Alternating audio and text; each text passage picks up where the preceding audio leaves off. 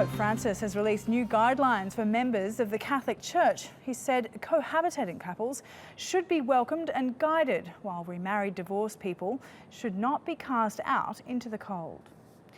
Let's go now to Megan Williams in Rome for more.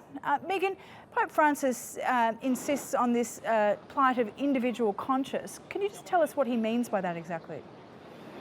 Well, I think this is part of the whole papal push towards more acceptance of how most Catholics around the world live today.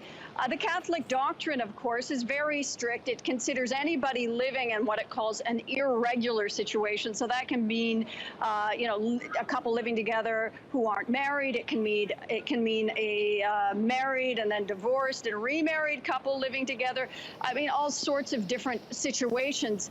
And he's saying, we have to take people as they are. We can't say, yes, you'll be fully welcomed into our church once your situation is perfect. He says in this document, nobody's perfect, and the Catholic Church needs to start accepting people as they are. Now, of course, this doesn't get away from the doctrine, which is the official Catholic teaching, but it is a change in language and approach.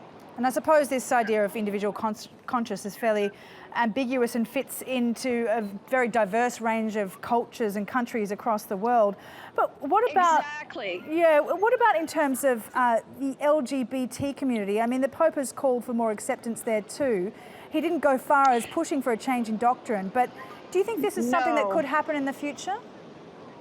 Well, I don't know if it will happen in the near future. I would expect it would happen at some point, but I think this document is going to disappoint LGBT people.